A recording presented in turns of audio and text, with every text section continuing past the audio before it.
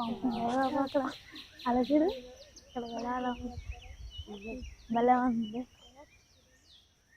అరే పిచ్చుక చచ్చిపోయింది. అబ్బా, ఇది ఇప్పుడు చచ్చిపోతే ఏమైంది? ప్రపంచం బద్దలైనట్టు ఏడుస్తున్నావు? అవును, నిజంగానే ప్రపంచం బద్దలవుతుంది. ఏంటే నువ్వు అంటుంది? పిచ్చికి చచ్చిపోతే ప్రపంచం బద్దలవుతుందా? నువ్వు నీ పిచ్చి కాకపోతే. నేను చెప్పేది అక్షరాల నిజం. అబ్బో, మేము వింటే నువ్వు ఎన్నైనా చెప్తావే బాబు.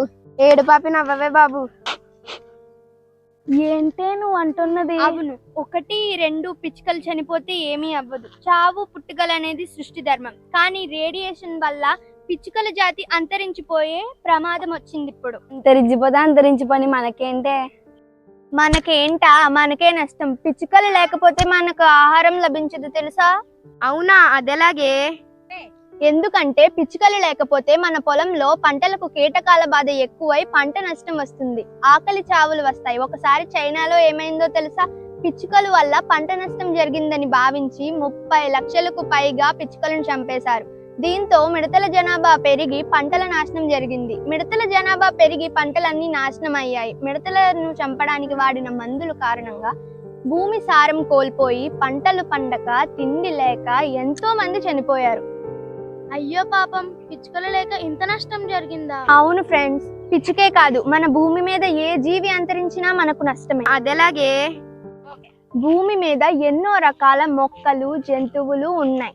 అవి ఒకదాని మీద ఒకటి ఆధారపడి జీవిస్తున్నాయి. వీటిలో ఏది అంతరించినా జీవ వైవిధ్యం దెబ్బతింటుంది. జీవ వైవిధ్యం దెబ్బతింటే పర్యావరణానికి ముప్పు ఏర్పడుతుంది. జీవుల మధ్య ఆహారపు గొలుసు దెబ్బతిని ప్రాణాలన్నిటికీ ప్రమాదం వాటిల్లుతుంది. అలా అంటే పిచ్చుకల్ని చంపుతారు కాబట్టి వాళ్ళకి ఆకలి చావులు వచ్చాయి. మరి మనం ఏం చేసాం?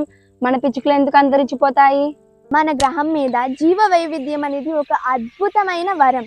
అయితే మానవ కార్యకలాపాల వల్ల ఈ వరం క్రమంగా నశిస్తూ వస్తుంది.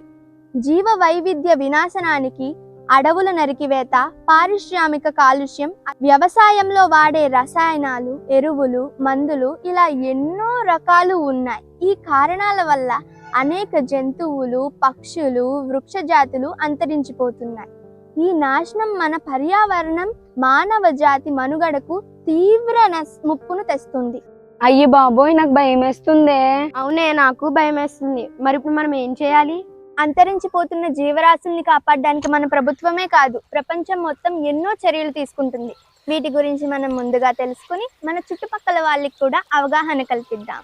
ముందు మనం రైతులకు రసాయనిక ఎరువులు, మందులు వాడడం వలన వచ్చే నష్టాల గురించి వివరించి సేంద్రీయ వ్యవసాయం గురించి తెలియచేద్దాం.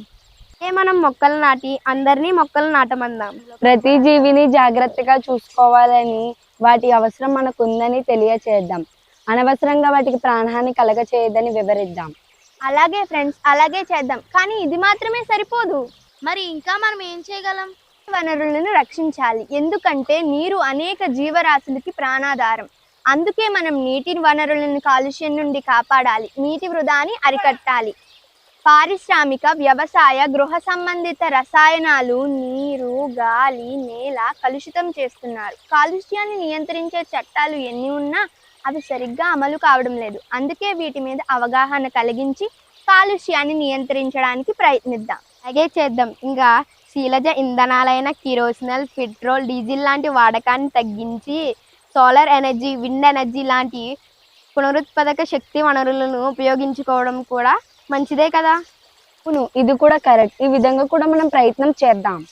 ఫ్రెండ్స్, ప్లాస్టిక్, పాలిథిన్ వంటి పర్యావరణానికి హానికరమైన ఉత్పత్తులను కాకుండా పర్యావరణ హితమైన ఉత్పత్తులను ఉపయోగించమని కూడా చెబుదాం. మంచి ఆలోచన. ఇది మాత్రమే కాకుండా మనం పర్యావరణానికి సంబంధించిన కార్యక్రమాల్లో కూడా పాల్గొని అందరినీ పాల్గొనేలా చేద్దాం. పర్యావరణం పట్ల అవగాహన కలిగితే ఖచ్చితంగా అందరిలోనూ మార్పు వస్తుంది. పర్యావరణం పట్ల బాధ్యతగా ఉంటే జీవ వైవిధ్యం సమతుల్యంగా ఉంటుంది. అవును, అలాగే చేద్దాం. ఎవరో వచ్చి ఏదో చేస్తారని కాదు, మన వంతు బాధ్యతగా మనం ప్రతి జీవిని కాపాడుకోవడానికి ప్రయత్నం చేద్దాం. యువతి తలుచుకుంటే ఏదైనా సాధ్యమని నిరూపిద్దాం. ఇది మన బాధ్యత కూడా. ప్రతి జీవికి భూమి మీద నివసించే హక్కు ఉంది. వాటిని కాపాడుకుందాం. అవును, ప్రకృతిలో అన్ని జీవరాశులు సమతుల్యంగా ఉన్నప్పుడే మానవ మనుగడ సాఫీగా ఉంటుంది. ఏ ఒక్క జీవి అంతరించే ప్రమాదం ఏర్పడినా వాటిపై ఆధారపడిన జీవరాశుల మనుగడ ప్రశ్నార్థకమవుతుంది. అందుకే జీవ వైవిధ్యపై సంరక్షణకు అందరం కృషి చేద్దాం. జీవిద్దాం, జీవించనిద్దాం.